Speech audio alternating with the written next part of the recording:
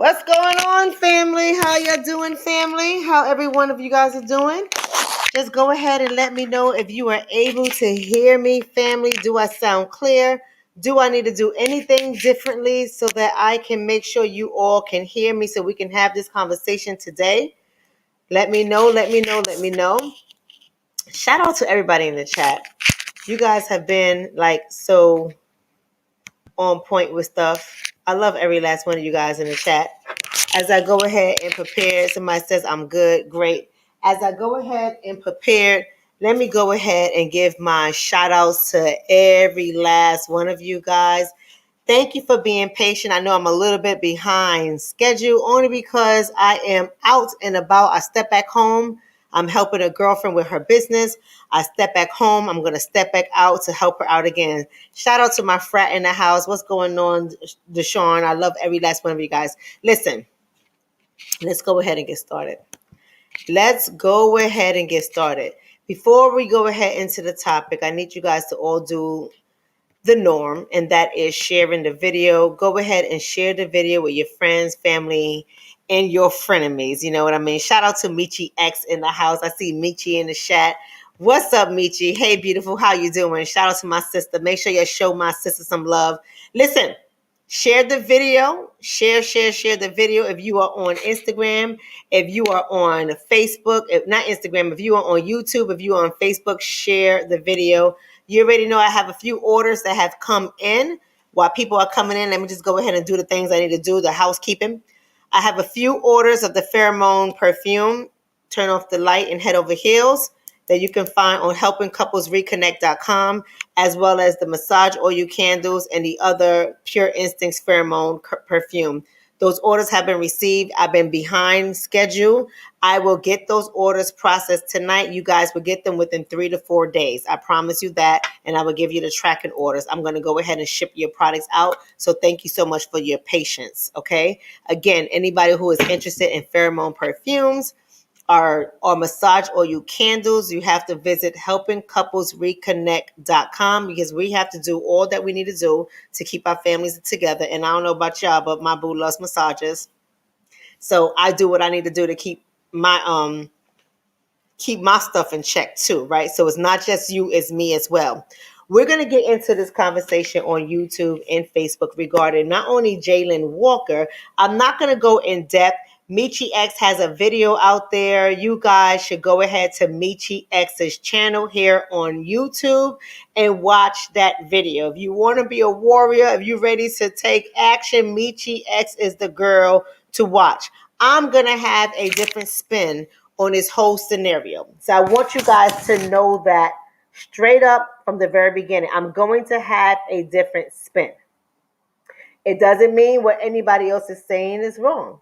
We are all correct and we are all coming at this from different angles.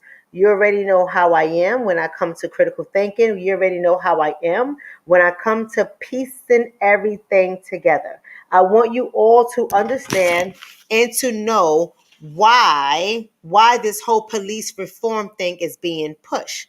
So if you guys bear with me just a little bit today, today's broadcast is going to be a little bit longer because I am going to take my time and I'm going to string this all together for you so you can see another way of looking at this whole situation.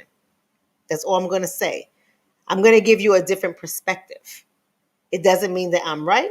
It doesn't mean that I'm wrong. It's a different perspective because that's what we do as critical thinkers. So let's go into this. We already know that Jayland Walker is the 25-year-old that we're all hearing about who was killed by the police. This incident has happened, as you all may already know, on June 27th.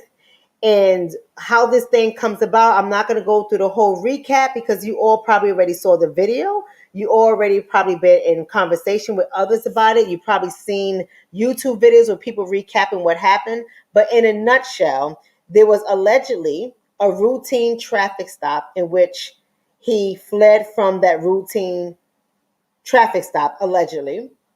And when he was killed, we know this to be true, he was unarmed. Now, they're saying that he had a firearm on him. that was not loaded. However, it had a magazine in the car as well. And they're saying that as they were engaged in the chase, there was a gunshot that came, well, what appears to be a gunshot that came from the vehicle. And he takes off.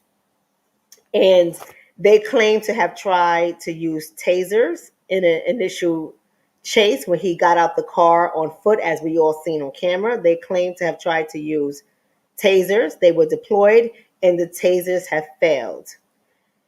They say that he allegedly stopped.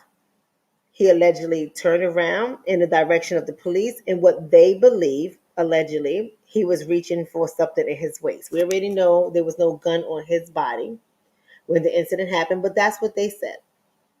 He was wounded at minimum 60 times, according to the coroner. And they don't know if there was entry or exit wounds, but they know at minimum there was 60 bullet wounds upon his bodies. The officers, as always, have been placed on paid administrative leave pending the investigation. We know that story, how it goes. The Police Fraternal Order of Police, that's their union, the FOP, says the shots fired are consistent with use of force protocols and officers' training.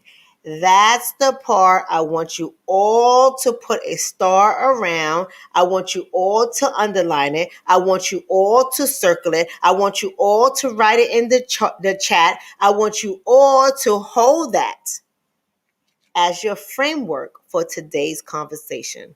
I'm going to say it again because I know some people in the back missed it. So I'm going to help the people out in the back, okay? Let me say that again. The police FOP, that is the Fraternal Order of Police. Those are the ones that come up with the contracts for the police to let you know what's going out there, yada, yada, yada, yada, yada, right? That's who the Fraternal Order of Police is. They say that the shots that were fired were consistent with the use of force protocols in officers' training. I'm going to say that again. I'm going to say it a little differently for the people in the back. The shots fired. Everybody is making a big deal of the 60 shots, and they should. They should. The 60 shots fired. What they are saying is not because it was one shot, 10 shots, 30 shots, 50 shots, 100 shots. They're saying regardless, it was consistent with their training as officers and consistent with the use of force protocols.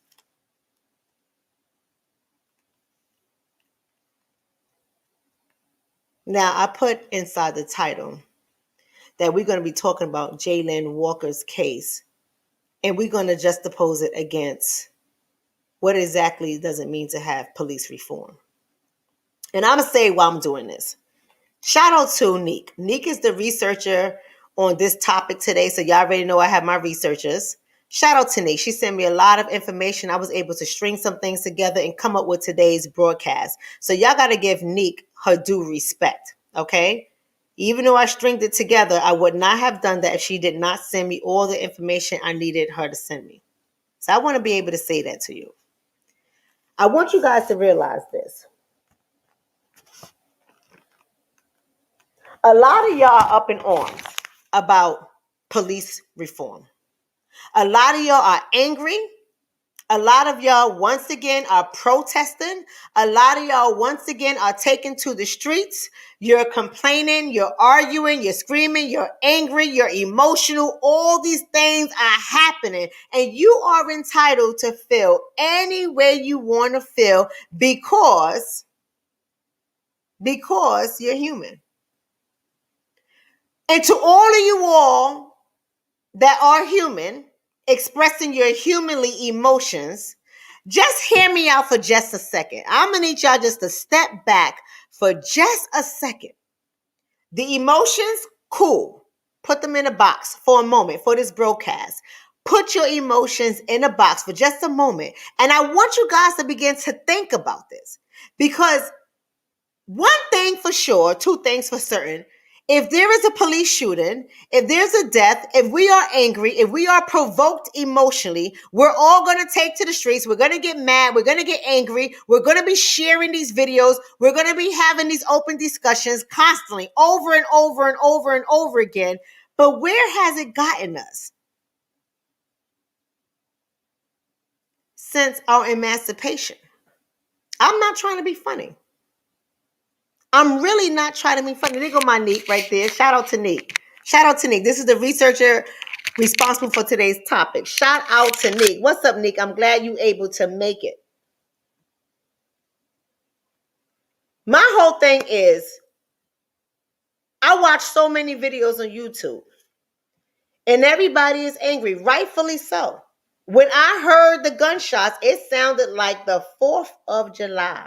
Pop, pop, pop, pop, pop, pop, pop, pop, pop, pop, pop, pop, pop, pop, pop, pop, pop. And if I would have allowed myself to become emotional, I would have been angry.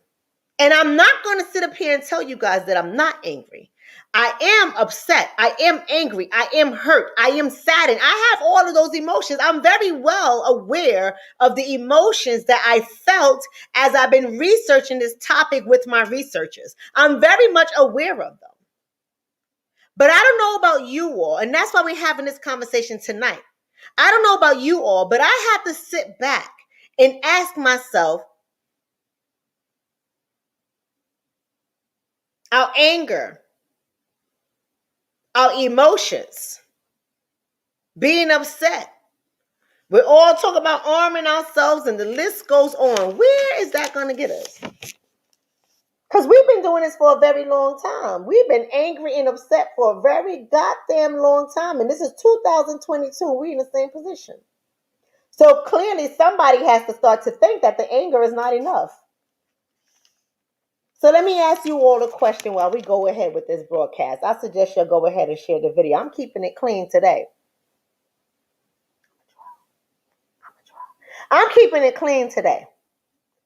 So with that being said, I need y'all all to share the video, because I know a lot of y'all got your youth, y'all got your young adults that are angry. The young adults want to take to the streets. The young adults want to burn things down. They want to throw trash cans through windows. They want to snatch up TVs. They want to snatch up jewelry. Go ahead and give me a Cuban link. I'm just saying. Go ahead and get me a Cuban link, because them things are about $3,000, 24 inches. Go ahead and get me a Cuban link. Send it on to my address. y'all know how to find me. I'm just saying. But nonetheless, that's what the youth want to do. They want to go out and do all that. But where is that going to get us? So let's talk about this. Before you start getting angry and upset and want to start talking about burning down America and doing X, Y, and Z and A, B, and C, well, go ahead with your bad stuff. Go ahead and do all of that. I ain't doing it. You can go ahead and do it by yourself. I'm not doing it, and I'm not stopping anybody else to do it. What I'm trying to say, let's have a conversation about that just before you run out in the street. Let's have a conversation about it for just a moment so we can give you some context, because you really got to understand what's happening here. You got to understand why this case, and don't get me wrong, don't get it twisted.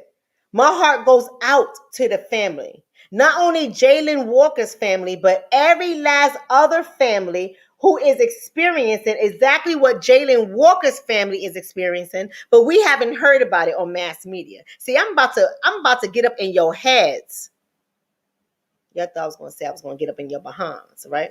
That too. But I'm about to get up in your heads because y'all not making sense of what's happening here. Everybody's so goddamn emotional.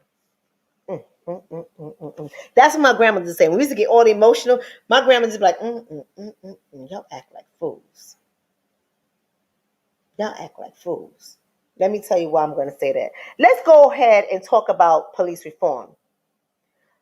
What does Jayland Walker's case and other cases that have made it to the big screen, mass media, you gotta turn a side eye to mass media. Anytime they tell y'all what y'all should be angry about, anytime they highlight this case that has a lot of content that is emotionally provoking, you need to be able to scratch your head and say what they up to.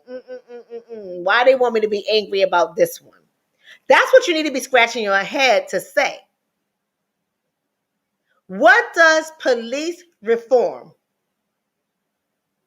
have to do with Jayland Walker's case? Y'all ready for this? Y'all ready for this? Let's start unpacking this. So that's the question y'all need to be writing down on your paper because we in class. And I tell you all the time, if you come into Dr. Shonna's page, you come into my page because we're in class. We're not here to be entertained. We're not here to be angry just to be angry. We are here to educate ourselves so we can know how we're moving in this system. Because if we don't start getting our asses on point, and we don't start becoming unified and getting in order, if we don't start doing the things that we're supposed to do, it don't matter. There'll be another George Floyd. There'll be another Trayvon Martin. There'll be another Tamir Rice. There'll be another Emmett Till. There'll be another Jayland Walker. I'm just trying to say. I'm just trying to say. So what does police reform have to do with this case? Get your pen and papers, ladies. Get your pen and papers, fellas. Let's talk about it. What does reform mean, according to what they're putting out there? What does it mean to have police reform?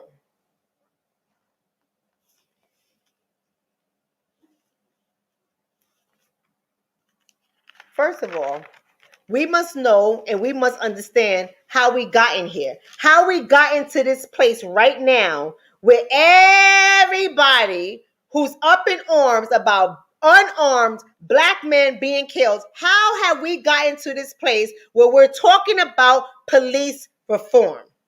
And do you really know what they're talking about when they talk about police reform? Or are you putting your own thinking, your own belief, your own emotions, your own thoughts on police reform?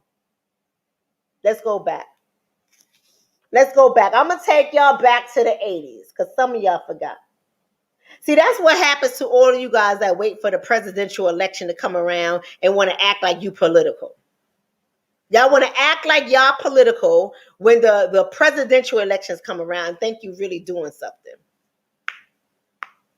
You don't even realize all of your upset, all of your anger, all of your sharing of these memes and photos and rest in peace and having all these conversations about Jayland Walker's death and the police excessive use of force, and that was unjustified and that was unfair and blah, blah, blah, blah, blah, blah, blah, blah, blah, blah, blah. You don't even realize that you are helping their agenda.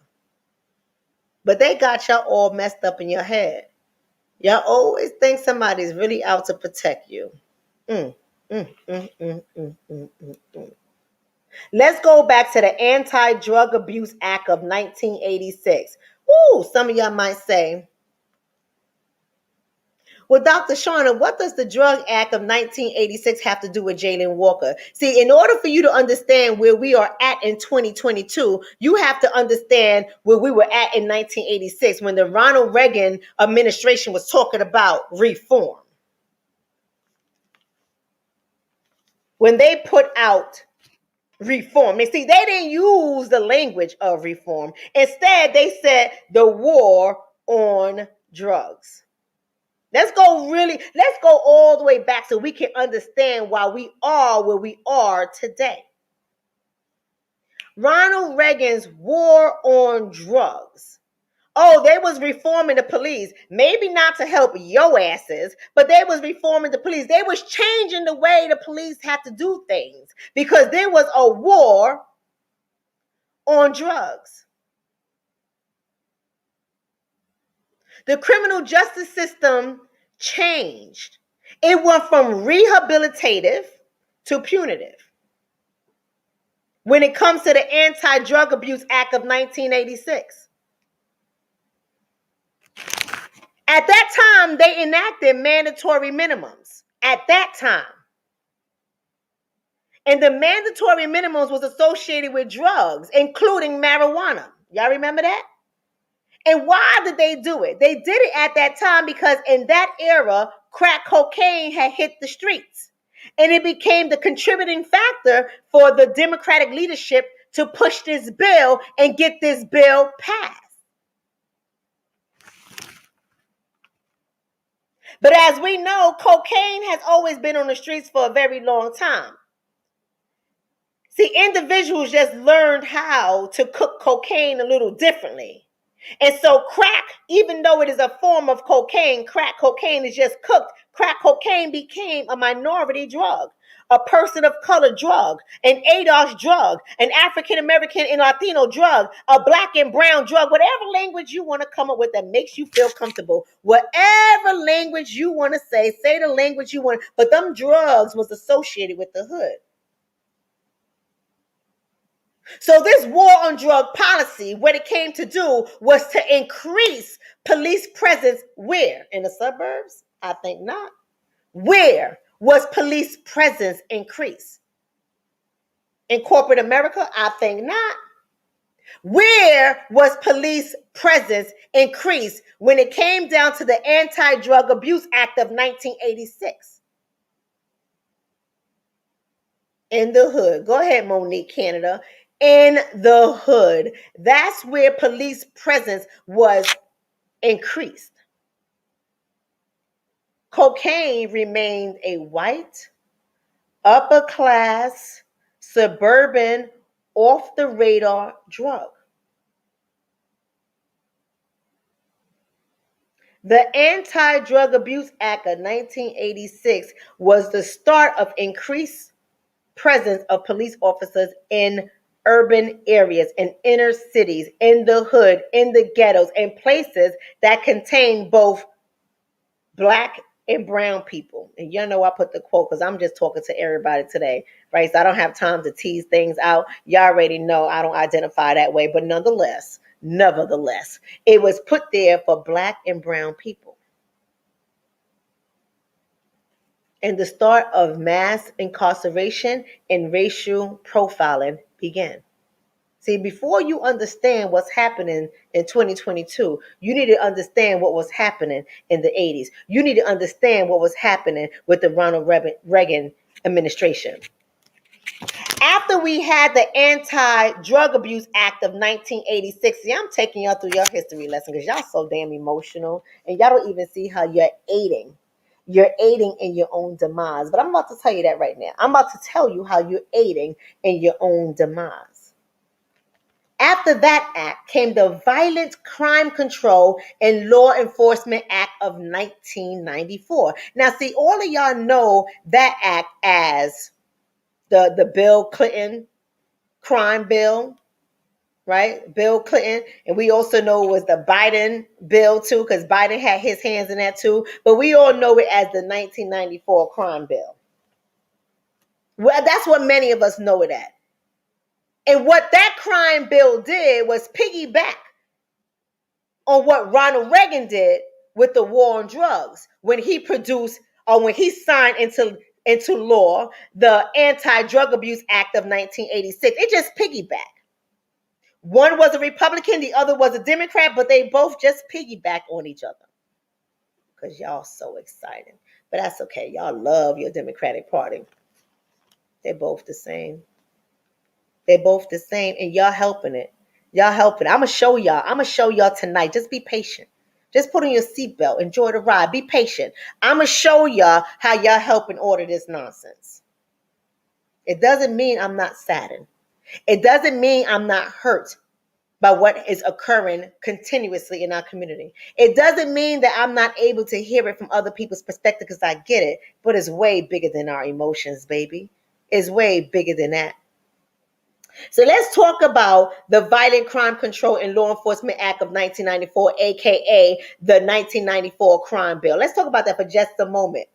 That came under the Bill Clinton administration. Y'all do remember that one, right? And guess what it did?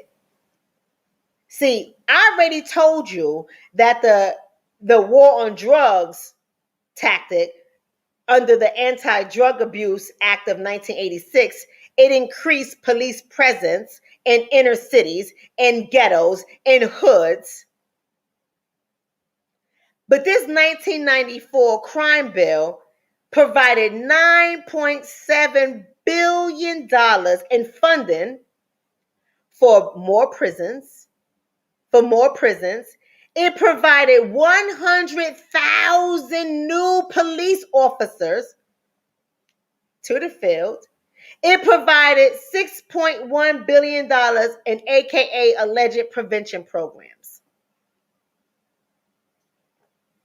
100,000 new police officers. Where were they going? Where were those 100,000 new police officers going? To the suburbs? To Wall Street? Where people do cocaine at lunch and on their break? When people do cocaine in their office bathrooms? Where was the 100,000 new police officers going? To the hood. To the hood. So you got to understand the catalyst for the 1994 crime bill was the 101 California street shooting and the 1993 Waco siege. See, they said these were violent acts. And because of these violent acts that made the news, that became very popular, that everybody was up in arms about, that everybody was saying we gotta do something to control these violent crimes. Oh my God, our country is becoming dangerous, is unsafe. We have to do something. So that was enough for them to jump onto that, because the public was in uproar during that time. It was enough for them to jump onto that to justify this bill. That's only one thing. It expanded the death penalty. It created a federal assault weapon ban. It banned certain individuals from possessing firearms. This crime bill was wicked. And guess what, family? See, y'all got to understand where we are at today. You got to understand that this whole thing is political, because some of y'all don't want to be political because politics is boring to you. Politics dictates your whole entire existence. Politics tells you what you're going to do and what you're not going to do.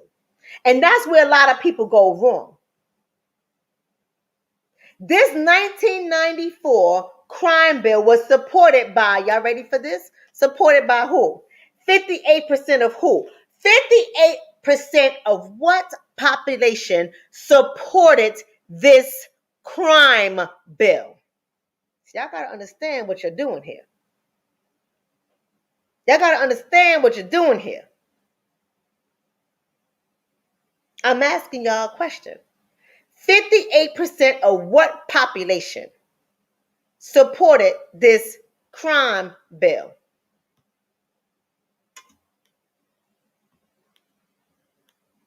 Shout out to Trina. You get an A. Shout out to I for Profit. You get an A. Shout out to Future 5001. You get an A. Shout out to Insadata Roy. You get an A. Shout out to Zene J. You get an A. Shout out to Barricade. You get an A. Shout out to Monique Canada. You get an A. Shout out to Brown DR. You get an A. Shout out to Cleveland. You get an F.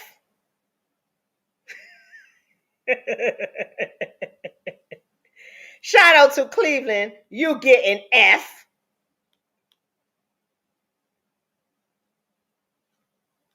%58 of African Americans supported this bill. The Black Caucus, whatever they are, supported this bill. Democratic voters. I see somebody said Democrats, right? Somebody has said Democrats. Let me go ahead and give you your A. Let me give you your flowers, A. Dunlap. You get an A, right?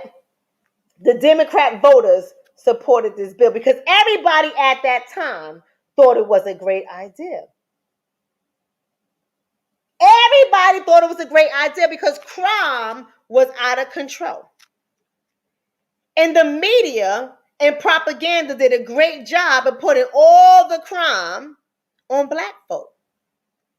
All the crime on Black folk. They did a great job. A great job. Right? And Black folk get so crazy. We get so scared when they tell us, "Ooh, you're not safe." Now, I'm not going to be ignorant and say that some of the stuff wasn't true. I'm not going to be ignorant and say that. A lot of people were scared. I don't know where y'all from, but y'all know I'm born and raised in the Bronx. I do not live in the Bronx anymore, but I'm born and raised in the Bronx all my life, right? And I still go into the Bronx. My grandmother, God willing, in 3 days, she'll be 97 years old. She still live on her own. We still go into the Bronx. We still BX all day, every day. I'll be stressed the hell out when I go into the Bronx. I'll be ready for somebody to come to my car. You'll get bashed in your head that day. You won't go home. I'm just trying to tell you. Because the Bronx be on war. The Bronx be crazy. But in 1994, the Bronx was crazy. So I can see why people who are not forward thinkers, people who do not sit down and question, why are they so excited about this bill? What else do we need to know about this bill that might actually hurt us, right? I can see why those kind of people jumped on a bandwagon and said, oh my God, we need the government to save us. We need the government to save us.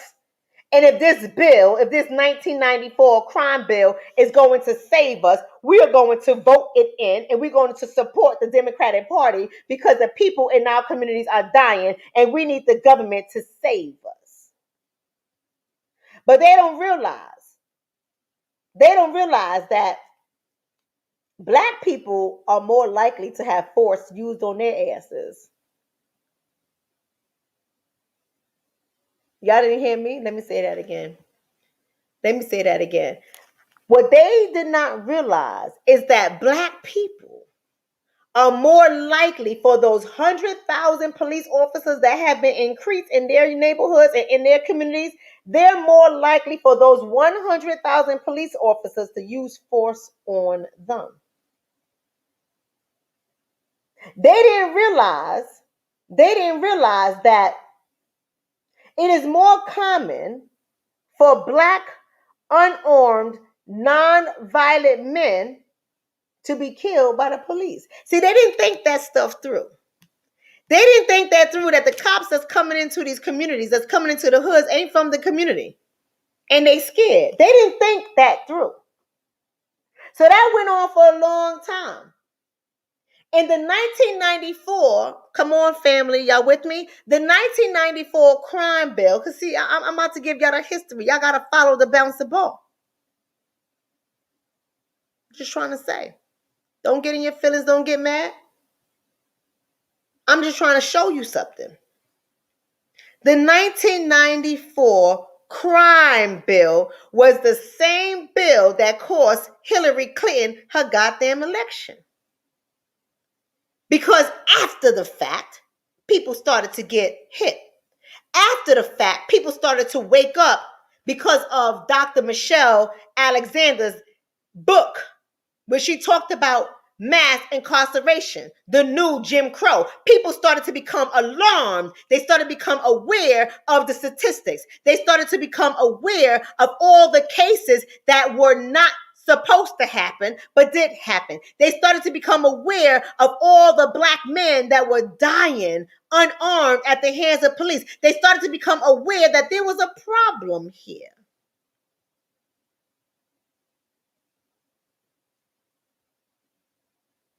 And so they stepped back and they started to say, we don't want Clinton. Clinton is going to give us more of the same.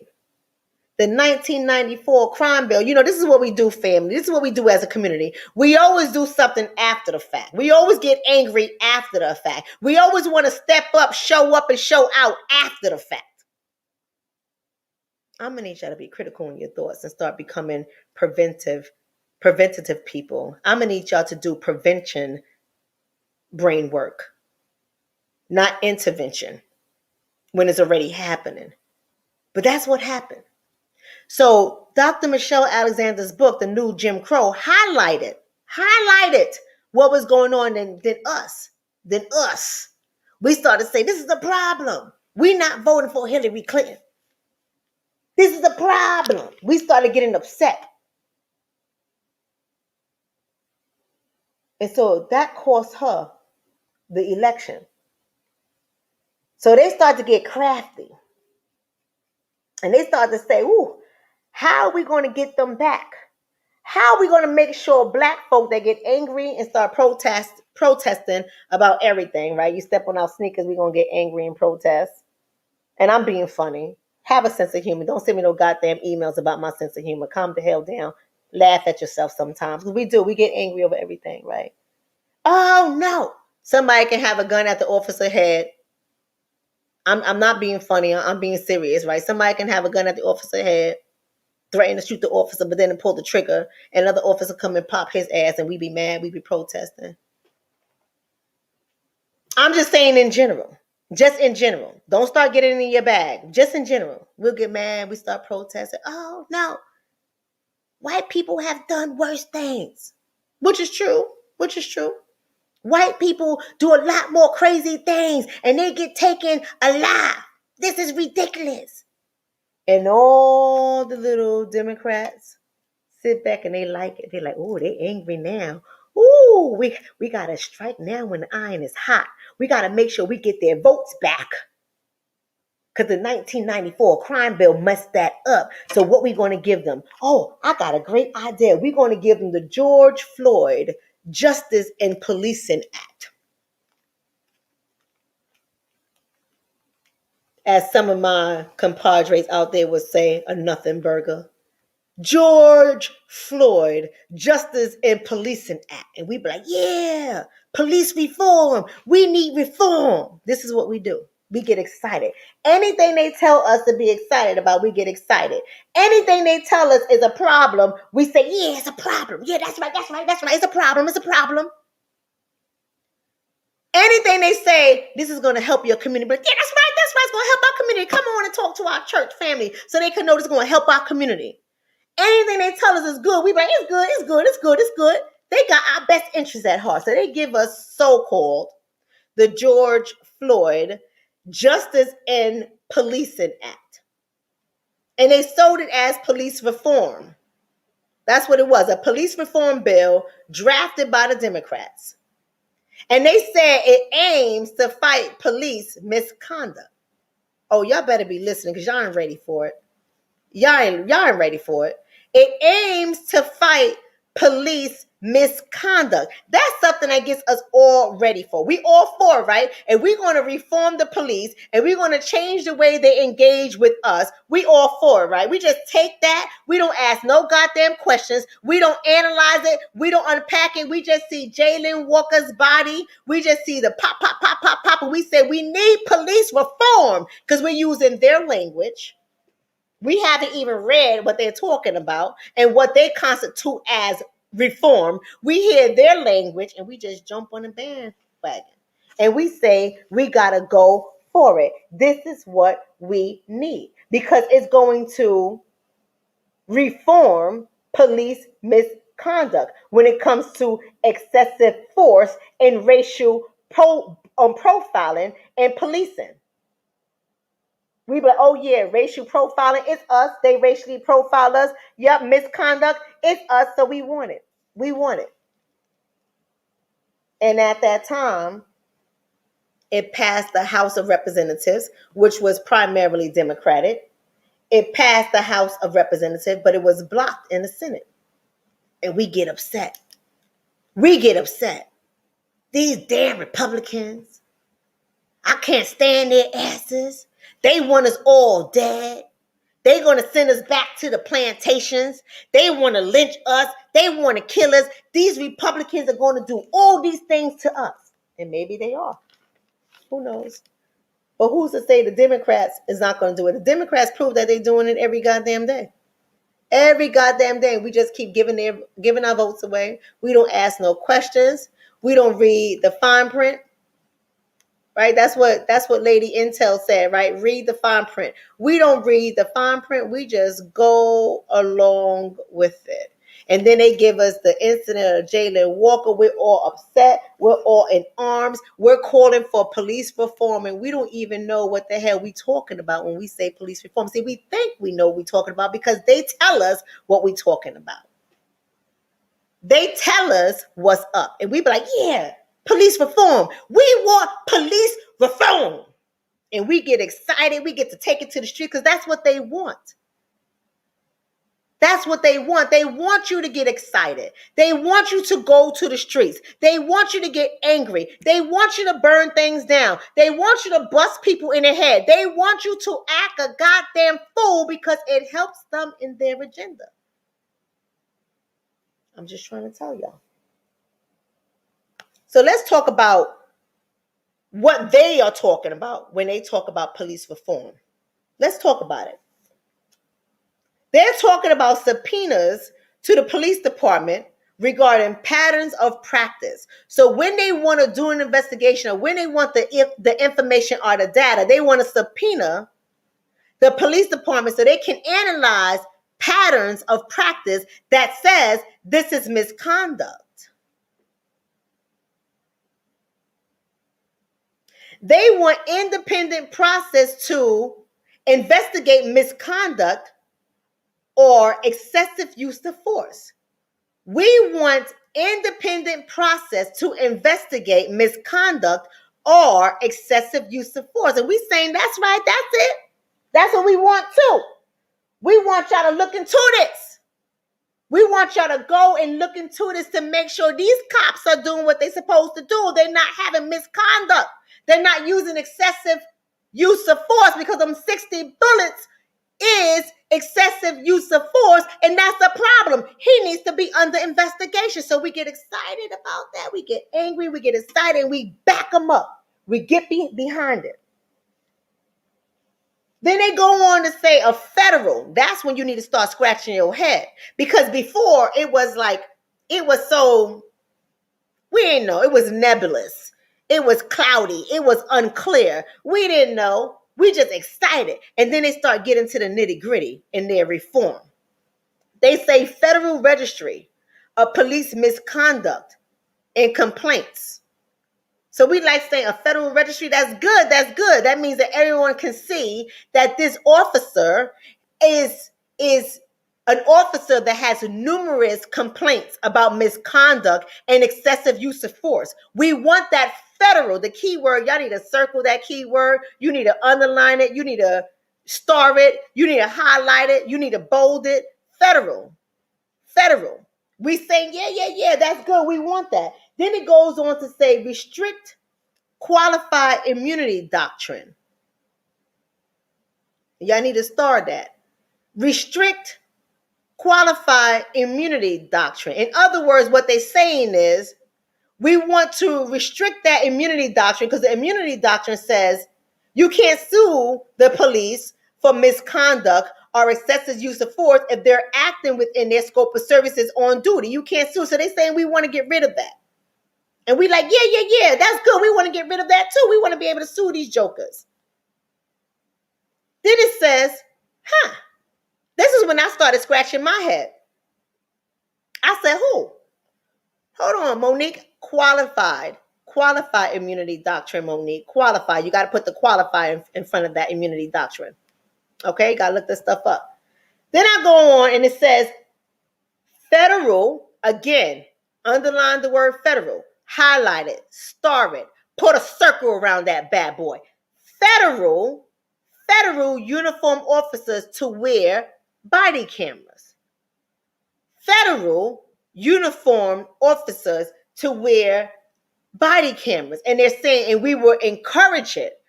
That's the key word. Encourage it at state and local levels.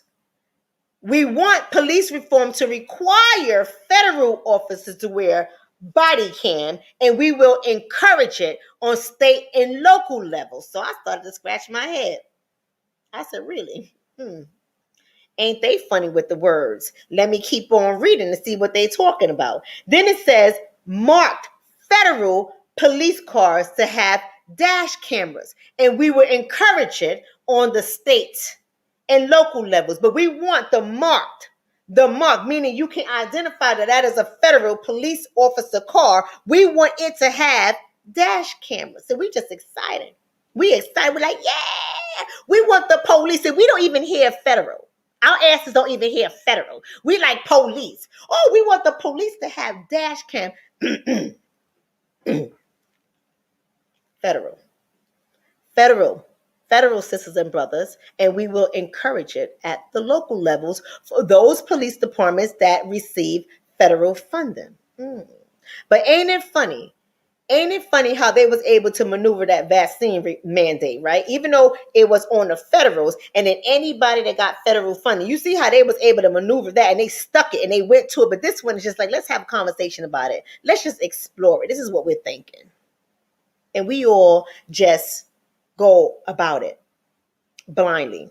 We're excited. This is what they want. This is great, right? Just like Trina Down said, federal police officers hardly be in the hood, right? Right? The local authorities still going to kill y'all though, right? Right? I'm just trying to say. So then I kept reading, and it says, federal funding to state and local to ensure. I said encourage, my bad. The word is ensure. Federal funding to state and local municipalities to ensure cameras. This is what they said, not encourage, my bad, to ensure. So we giving you state and federal funding. We want to ensure you got some cameras too.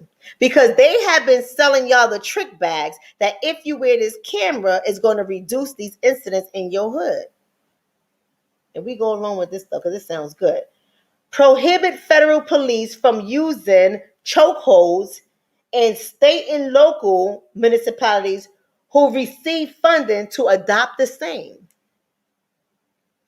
We're going to prohibit. That's what police reform is. Police reform says we're going to prohibit. We're going to stop federal police officers from using them chokeholds and those other positions, like with Eric from Staten Island, right? With the cigarettes. We're gonna prohibit federal officers from doing it. And those who receive funding from the federal officers, we want you to adopt the same. Not that you're mandated to adopt the same. We want you to adopt the same. We're going to also mandate federal officers use of deadly force as a last resort. Did y'all catch that? I'm sorry. Did I say that in Spanish?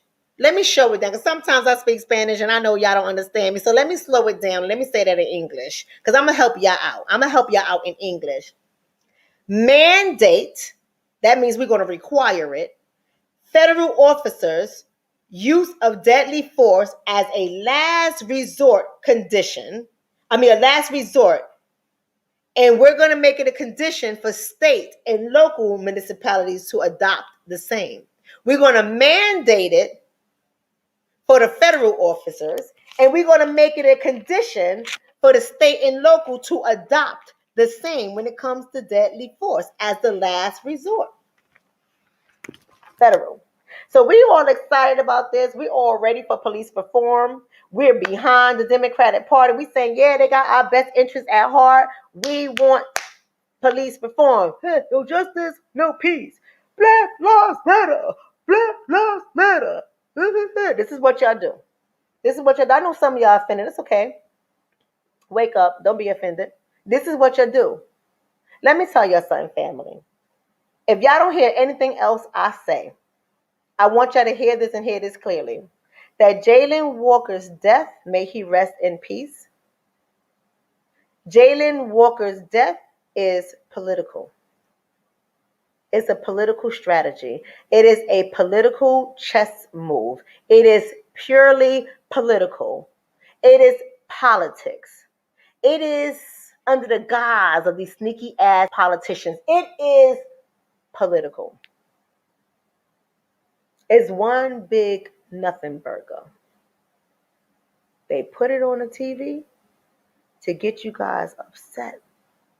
Because the Democratic Party, well, mainly the Democratic Party, has a current focus on police reform. They want to increase their votes. You understand what I'm saying? Y'all hear me fine? Is my voice fine? Can y'all hear me clearly? Can y'all hear me clearly? Their goal is always votes. And so we're going to put this on mass media. We're going to have CNN and other Democratic stations talking about it. We're going to keep showing it over and over and over and over again because we want you to be upset. We want you to be so upset because we want you to know that our party, the Democratic Party, got your back. If you a federal officer, you in trouble, right? We just encourage the state and local ones to be nicer to the community as well. But we're going to require our federal officers who don't go into the hood to be nice because we want to make sure that Washington, D.C. is safe. I'm just trying to say. We want your votes.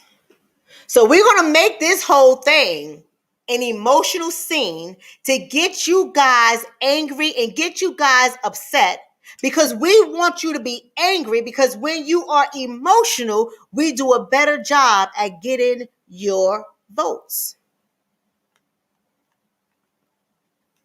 They pick and choose which cases to highlight because they know which cases is going to get our community emotional. Jayland Walker, with all due respect, and may he rest in peace, and my heart goes out to his family. He is not the only person that has suffered in this way. He is not the only person who has died due to gunfire coming from police officers. He is not the only person. He is the person that the Democratic Party sees to highlight. He is the person that says this is bad enough. 60 shots to a body is bad enough. 60 shots is terrible. It is bad enough to get this community angry. And then we're going to come with all of that anger and we're going to say police reform. Black lives matter. Black lives matter. Peaceful protests. They're angry. When is it going to stop? We need community policing. We need training for police officers. Those are all talking points for police reform. Those are all talking points. So they're using talking points to highlight their case, to make their case stronger. But they're not going to give you anything. 60 bullet wounds is excessive. It is also, see, y'all got to get out your emotions. We got to be here without emotions, right? Because I'm telling you stuff that's about critical thinking. I'm removing the emotion from it. If you want to be angry, there's a whole bunch of other awesome videos to watch that will create a warrior out of you. And unfortunately, a warrior for most of y'all, they ain't gonna do nothing anyway. I mean, I don't know. I'm just honest. I know people don't like my honesty, but y'all ain't gonna do anything. You're gonna be angry anyway. You're gonna be angry. You're gonna be upset, and we're gonna have another one. We're gonna have another victim. It's gonna happen again. I'm just saying, like, don't get in your bag. That's why I want y'all to stop being emotional. I want y'all to start thinking about this on a deeper level because this is deeper than what you think it is. See, they're gonna keep highlighting the 60 bullet wounds. They're going to keep saying that it's excessive use of force because that's part of their police reform language. They're going to keep telling you these things because they know that this case right here, not that it doesn't happen every day with another person that doesn't make the news, but this case right here is emotion provoking. It is a perfect example for police reform. Y'all heard me? A perfect example for police reform. It is a perfect example that they can use in their case to dismantle qualified immunity. It is a perfect example for their strategy of tackling the Law Enforcement Bill of Rights. Y'all remember I did that video on the Law Enforcement Bill of Rights? I did that for you. See, I've been talking about this way before this shit happened. I told y'all about all of this way before. I told y'all what the strategy was, but y'all don't want to believe me. I'm just a silly little black girl, right? That's all I am. A silly little black girl that likes to look pretty. That's all Dr. Shonna is. She ain't smart. She ain't intelligent. She just like to hear herself talk. That's how some of y'all treat me, with all due respect. Not all of you, but some of y'all treat me that way. If you go back and you go through my archives, you'll find a video when I talked about the Law Enforcement Bill of Rights. You'll find a video when I talked about that pretty much in but so many ways, give them permission to kill your asses. I told y'all about that. Why we acting brand new? Why we acting brand new? Right? Why? Why? Why we acting brand new? Because we keep forgetting things. We got amnesia. Our community got short-term memory. Something happens, we get upset, we get angry, then we forget about it. And then something happens again, emotional, provoking, we get upset, we get angry. And I told y'all in the previous video, that's all strategy. They do that on purpose so they can tell you what to get angry about. I told you that already. I said they tell you what to get angry about. And once again, they're telling us what to be angry about. And I'm not telling you that we shouldn't be angry. I'm saying we should be angry and our strategy needs to be different. Our strategy needs to be separate. Separate. But for some reason, we don't even realize in our subconscious mind, we have that Messiah Savior complex. We looking for a certain people to save us.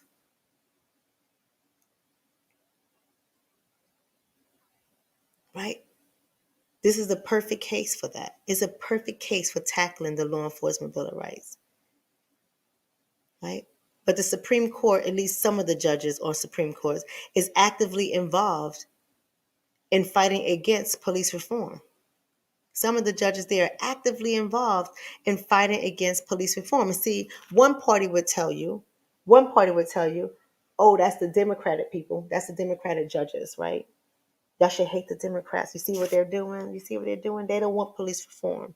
And see, we're thinking the police reform is going to include the local and state level police officers. We're thinking the police reform is going to help our hood. See, because this is what they tell us, and it ain't true, but that's what they're telling us. We've been going through this stuff for centuries, and it hasn't changed yet. But for some reason, we believe whatever they tell us, and we say, "Yeah, it's going to change. It's going to change." So just in case some of y'all are curious, while I start to wrap this up, some of y'all are curious, what exactly is the Law Enforcement Bill of Rights?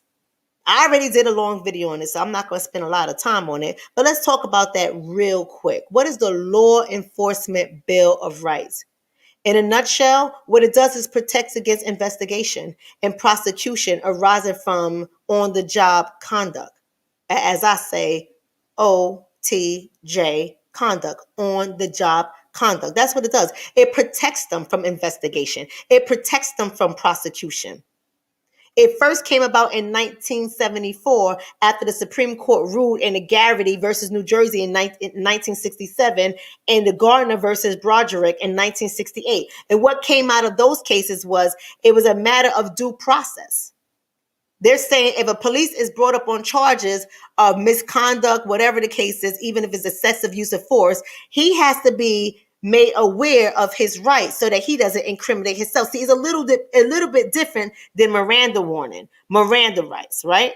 Because the Mirandas go under the Fifth Amendment, which is your right to remain silent, or in another way to put it is your right not to self-incriminate, not to tell on your ass, right? Not to tell on yourself. And so they basically, what they did was extending that to police officers as well. If you get caught up in some stuff, you have a right to invoke your Fifth Amendment. You have a right to remain silent. You're not under arrest, but you don't have to self-incriminate. You were on the job, let them figure it out. Don't say nothing. And that's what the Garrity warning is about. It's similar to the Miranda warning.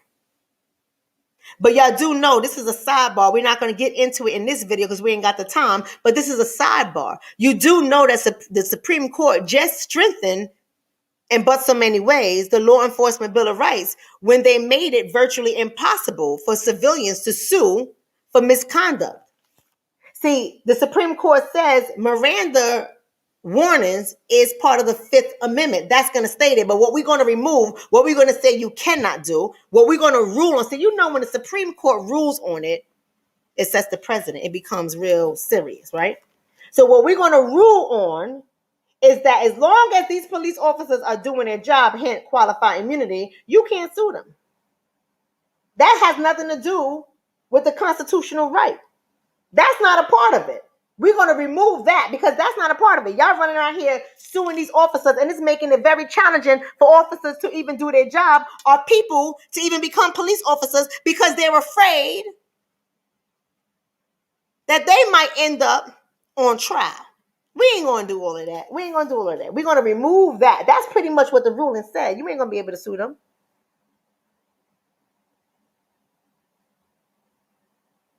See, y'all got to understand that Jayland's case highlights their strategy for police reform. And when I say they, I'm talking about the Democrats. It highlights their strategy for police reform. See, their strategy is they want to remove qualified immunity. See, the Supreme Court already dismantled that. That's why the George Floyd bill didn't go nowhere. Passed the House of Representatives and it got floored after that. It ain't going nowhere, but y'all still think this is happening. Y'all still think that this is in existence. And by the way, it was all about federal officers for the most part. That's what it was about. See, they sell y'all nothing burgers and y'all just go for it. Y'all love it. Y'all eat it. Oh, this is good. This is good. This is good. Ain't nothing there. Ain't nothing there but no bread and lettuce and mayonnaise. If you lucky, you eating a lettuce sandwich with some mayonnaise and y'all just excited about it. See, Jayland's case highlights their strategy for police reform. And their strategy for police reform includes qualified immunity, getting rid of it, national standards for trainings and de-escalation. This is what they tell you is going to help your community. If the state and local police officers, well, now we know they're talking about federal. Now we know they're talking about federal. And if the state and local want to adopt it or ensure that it happens, but it's not mandatory. See, y'all just be going with it. Y'all just be excited about things and don't unpack things. Don't think critically. But they're talking about national standards for training and de-escalation for who? For the state and local? Or you're going to require it of federal and hope that the state and local adopt it? Because that's the language you use. Who are you talking about? They want civilian payouts for police misconduct. Because what they're saying is, it was noted that $2 billion in payouts happened due to police misconduct, and those current payouts come from taxpayers. Okay, I got that. You about right. And so what they want to do is to require police officers to have professional liability insurance. So if they get caught up in something that regards or relates to misconduct, that if they have their professional liability insurance, like I have mine and other doctors have theirs, right? There's certain populations of professionals who we have to carry this insurance for malpractice or anything like that. We have this insurance, right? So what they're basically saying is, we want the police officers to have this insurance, so when lawsuits come, their insurance pay out. And then that means that the insurance companies will take a vested interest in getting rid of the bad apples. But who are the bad apples? Are we talking about local and state level police officers, because they're the ones in our hood? Or are we talking about federal officers that's in Washington, D.C.? Are they assigned to the courts? Who are we talking about? Who are we talking about? Who's going to be required to have it? They want to address officer wellness, which is a good thing. I get it. Officer wellness is mental health counseling. I get it. Officer wellness is community policing. I get it. And their community policing is not what you guys think it is. Not just walking in the community like you see your local police officers shaking hands. Some of them became Instagram famous because they in the hood with their camera showing how much they love the black kids with snot coming out their noses, where they get behind mamas and daddies not doing nothing, sitting on the porch saying, I love Mr. Officer Norman. I know y'all getting mad right now. Some of them, don't start with Officer Norman. He's cool. He married to a black woman. We love Officer Norman. But that ain't community policing that they're talking about. They're saying community policing is we want these police officers to have a higher education so that we can increase the likelihood that their wages will increase. And if we increase their wages, then they're going to be working less hours. They're not going to be doing so much overtime, which causes them stress and gets them tired, and they're making bad decisions on the job. We need them to just work their regular 8-hour shift and go home, and you need to increase their money because they're not getting paid much unless you're top pay. Y'all know I know about that personally. in my own household, right? So unless you're top pay, you ain't really getting no real money. Unless you're doing crazy overtime, working 4 days a week, double shifts, 32 hours OT, right? And so they basically saying because they work too much, they're stressed, they're making bad decisions, they're pulling the trigger really fast. And most of these officers with community policing, they're saying we want them to live near or within or near the communities that they serve. That's what they're saying. We're saying, yes, we like that. That's a great idea. We want them to do that. That's a great idea. But what police officers are they talking about? The federal police officers? Who are they talking about? So you got to ask the right questions.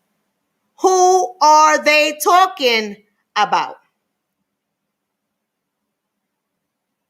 They talking about police reform is restructuring the Fraternal Order of Police contract so they can make it easier to get rid of the bad apples. That's what they're talking about. You think the Supreme Court and anybody else is going to allow that to happen? You crazy if you do. But go ahead and you keep believing it. You keep believing that that's going to happen. You keep giving them the votes and you keep, because I know y'all got hope. I know we some Christian people, right? We some religious people. We always have hope. Hope. We love hope. We love hope. That's why a lot of us stay in bad situations. We love hope. Hope ain't nothing but a nothing burger. We love hope. And we just hope that they're going to hear us. And they're going to change the police culture. So the police no longer focus on an us versus them mentality. This is what they're telling us. You believe that? Do y'all believe that? Let me tell you why it's a strategy. Let me tell you why Jayland's death is a strategy. Because what you all have to understand that politics depends on the voice of the people. Politics depends on public outcry because that's how they get their votes. It is the people's voice, is what angers the people, is what scares the people, is what emotionally provokes the people to move and make certain decisions. Politics is all about that because it's about your votes, not necessarily giving you what you want. We are in a public uproar. We are having a public outcry, rightfully so. I don't want y'all to think that I'm saying we shouldn't be upset. We shouldn't be angry. We should, but we got to be strategic because they're being strategic and we keep falling into the same trap. Politics depends on the voice of the people. And right now we are in an uproar as a community. We are protesting. Some of us are tearing up communities. We are creating viral videos about this shooting over and over again. We're doing everything they want us to do because it helps them get your vote. KR Woods says it's quiet in the chat. You know why it's quiet in the chat, KR Woods? Because sometimes the truth is hard to digest. It's hard to swallow. It goes down like a jagged edge where somebody puts you on notice about what you're doing that's actually not helping. Somebody said, Doc be stepping on toes. I'm not trying to step on nobody's toes. I'm trying to wake you up. If I'm stepping on your feet, it's because I know I'm going to get your attention that way. I'm going to step on them J's right quick. I'm going to get your attention that way.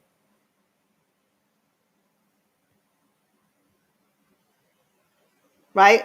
Voodoo Glitch said we vote for our own genocide over and over again. And that's the truth. And it's hard for us to hear it. It's hard for us to adopt it. It's hard for us to accept it because we have been emotional. All of us have been sharing that video and putting it in people's inbox and everybody's talking about it and everybody's upset with it. But nobody is telling us what to do. Now, I'm not going to say nobody. Some of us are not telling us what to do when it makes sense. If you don't think that this death is political, then you are foolish.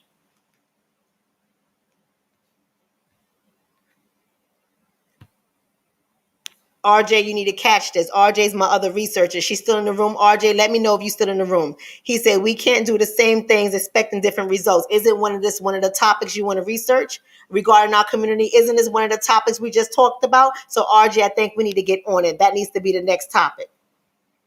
We need to get on it with our research. That's why it's quiet in the chat. That's why it's quiet in the chat. Because you guys have been conditioned to be angry. You guys have been conditioned to get loud and obnoxious. You guys have been conditioned to forward propaganda. You guys have been conditioned to highlight, strengthen, and forward the agenda. You guys have been conditioned, and you keep falling into the trap.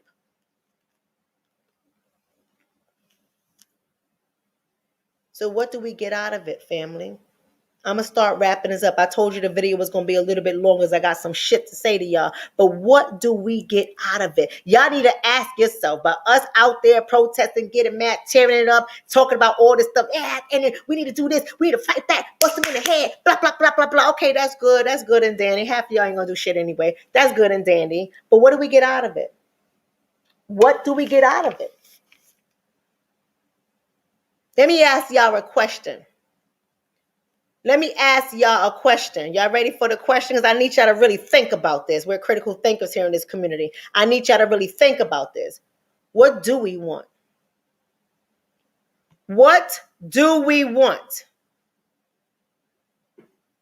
And then after you guys answer that question about what do we want, what do we want? The next question I have for y'all is, how often do we create content that supports what we want?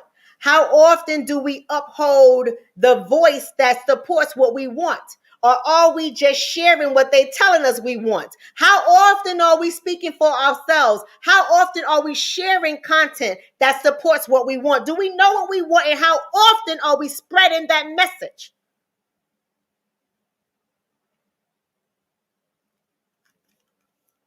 What do we want? The next question that I have for y'all is, do we believe this will stop? Do you believe if you get police reform that this is going to stop? Do you believe that if you take to the streets and you march and you protest and you chant Black Lives Matter, what do we want? Justice. What do we want it now? No justice, no peace. Do you believe that if you do that continuously, that this is all going to stop?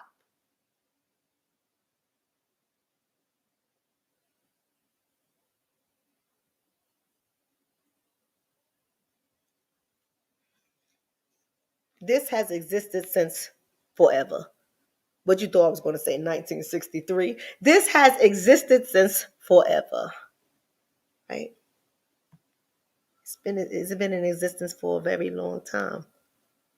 So why do you think it's going to stop now?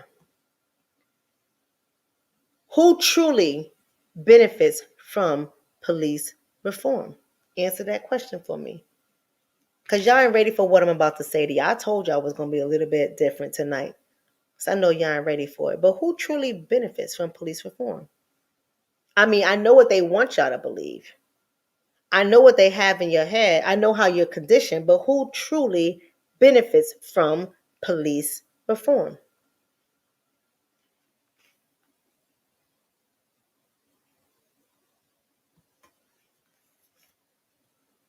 Yusuf said the police do. How do the police benefit from police reform?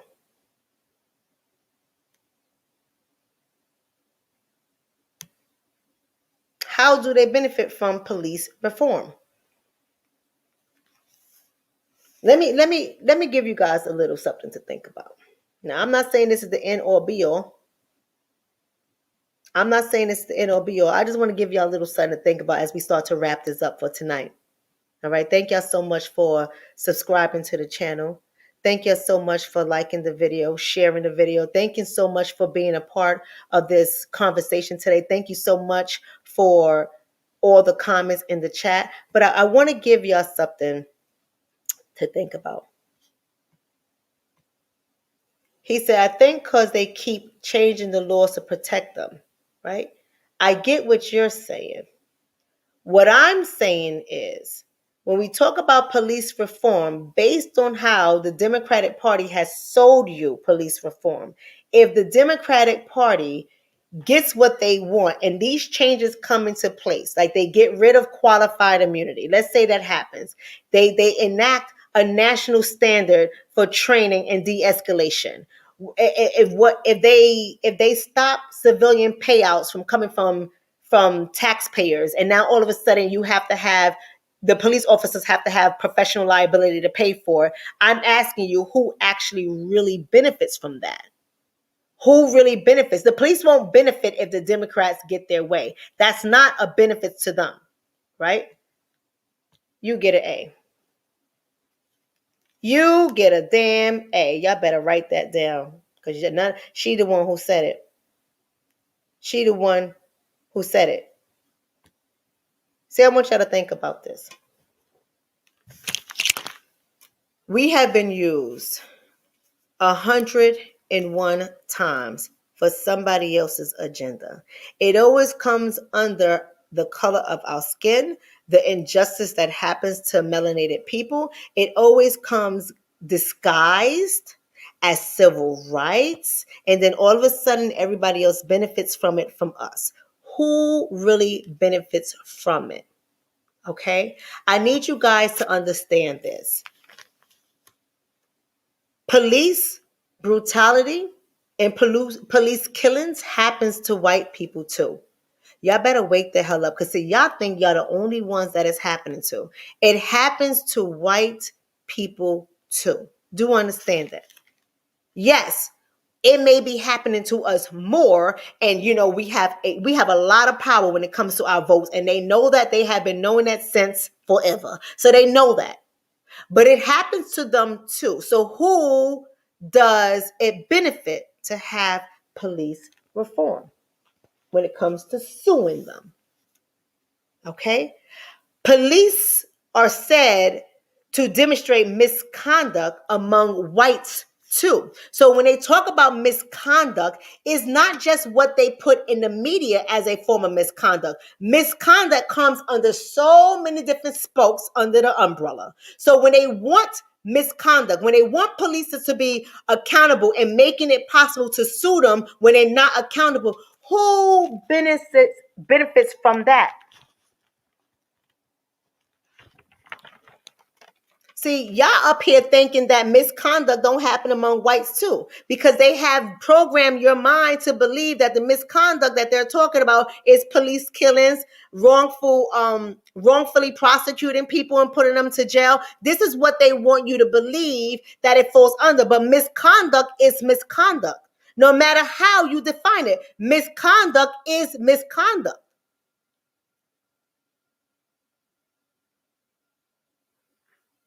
You're not the only one that gets slammed on the floor and maybe get a baton to your legs. You're not the only one, believe it or not. The news propaganda just doesn't highlight it as often with the little white boys that get their behinds beat too.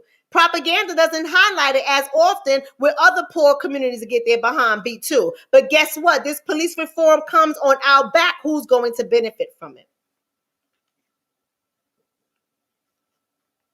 Who's going to benefit from it? I want you to know this, and I'm out. There is a hidden agenda that we need to uncover and we need to explore. And I don't know how hidden it is. The only thing you have to do is be critical in your thoughts to see it. And then you'll start using your votes accordingly. Then you'll start knowing what you're asking for. Then you will know why there's power in withholding your vote. To do it appropriately, not because you're just trying to prove a point, you're angry.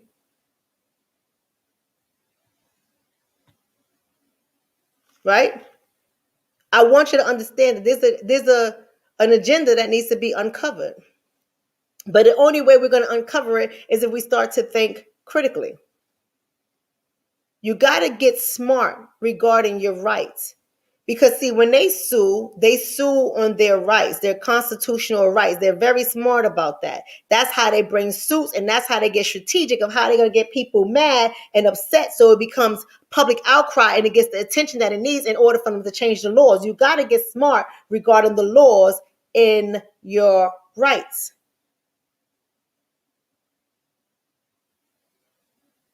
You all have to get smart in how you're educating your children.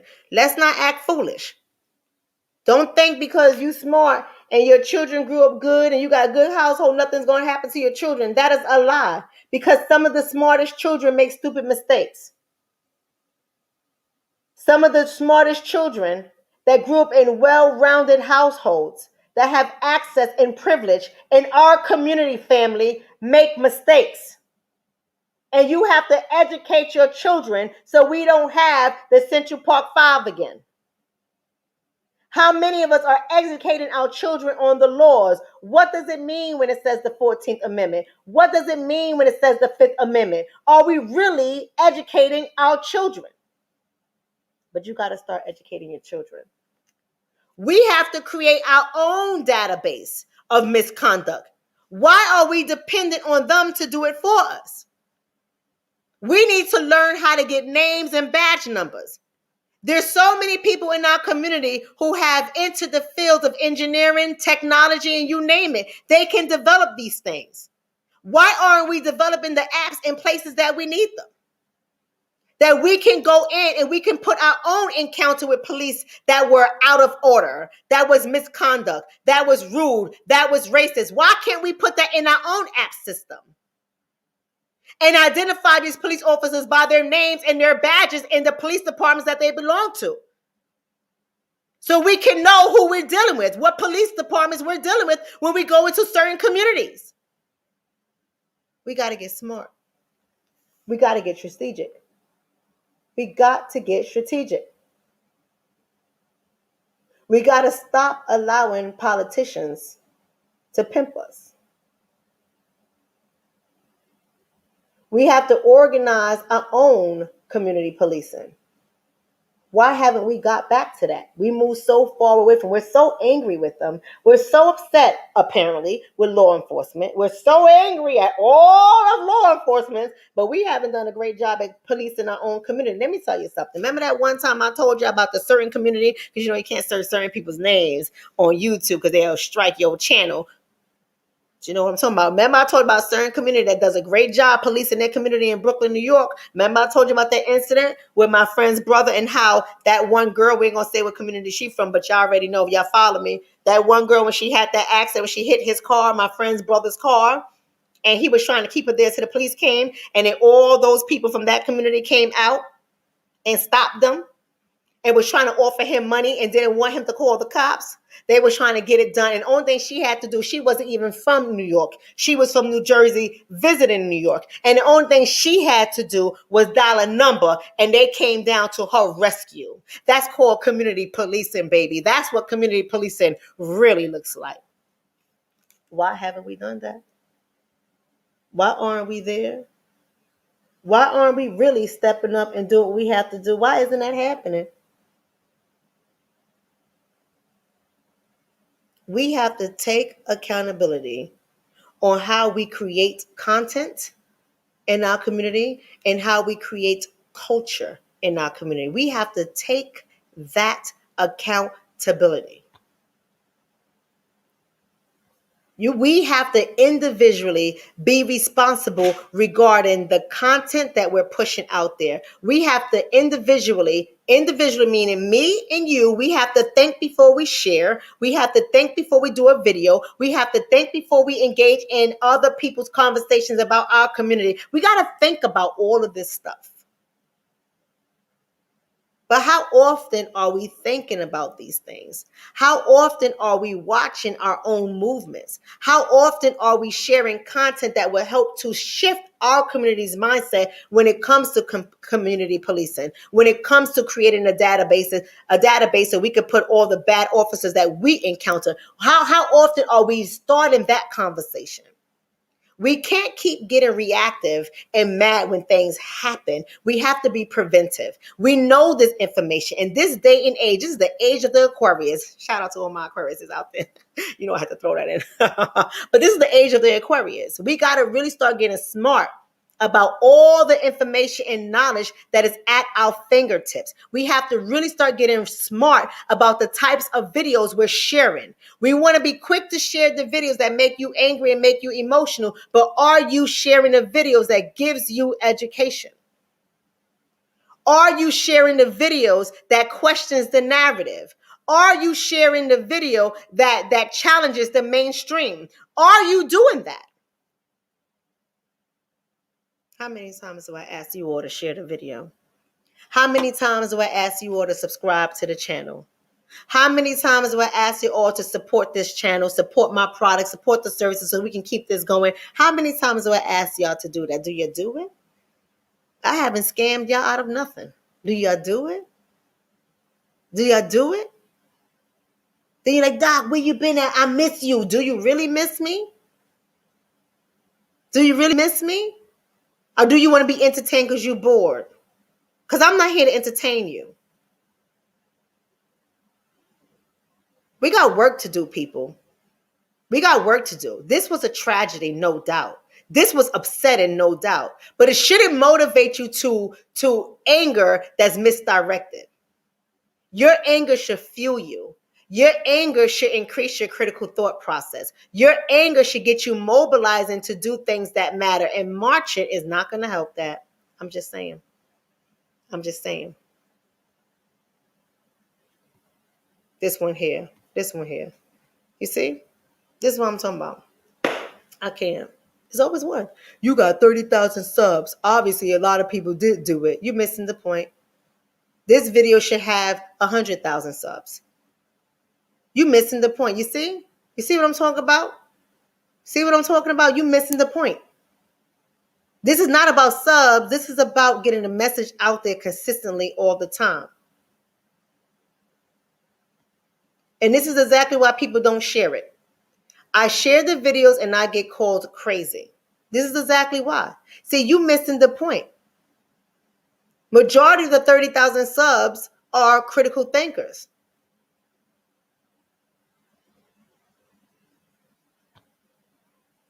But there's a lot of people who are not, because critical thinking causes you to sit back down and look at it at multiple angles. Critical thinking also causes you to analyze yourself and to hold yourself accountable.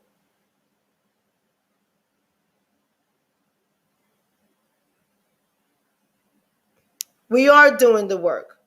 We are doing the work. You're right. We are doing the work, and we need more people to do the work. We got real comfortable in our community. We got real goddamn comfortable in our community, and it's driving me crazy. We be quick to quote Bible scriptures, right?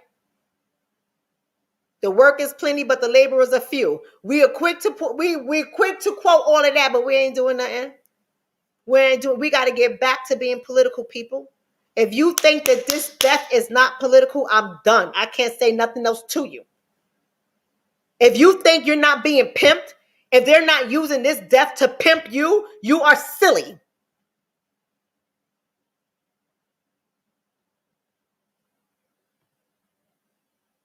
If you think you're not a pawn, if you think that this case that we're now seeing on TV is not a pawn case for their agenda, that's not going to help our asses on a large scale of things. It's going to help their asses, because it's all about justifying whether or not the police officer is operating within their line of duty. That's all they have to say. There was a gun that went off in the car. Pop, we felt that we was at danger. He ran, he turned around. We didn't know what was happening. Pop, pop, pop, pop, pop, pop, pop. And they're going to get off.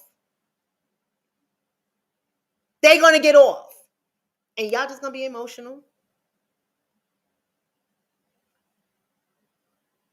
Right? Y'all just going to be emotional.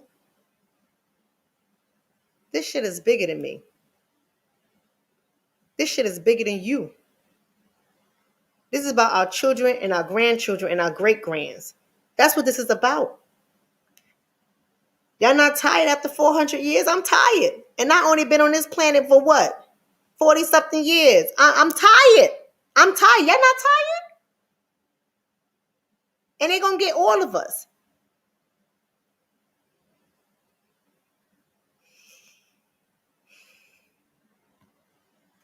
I love every last one of y'all. I ain't got nothing but love. Somebody said, I'm tired, right? I'm tired, right? I'm sick and tired. I'm tired too, right? I love every last one of y'all. I really do. Even our fourth and fifth cousins, the ones that be acting crazy. coming at our necks, right? I even love them. Even our cousins twice removed, I love them too. I ain't got no beef with nobody. I ain't got no beef with nobody. Shout out to you. Thank you for that. I love you. Thank you for my grandmother. Yes, thank you for that. I'm gonna take a picture with her on Wednesday and post that for y'all. 97 years old. Right? Thank you for that. I'm tired. I'm tired. If you don't do nothing else, just rewind the last half an hour of this video and catch those jewels. Because I go through it too. I go through it too. I'm afraid for my black son every day as well too. Because our kids are retarded. They do stupid things.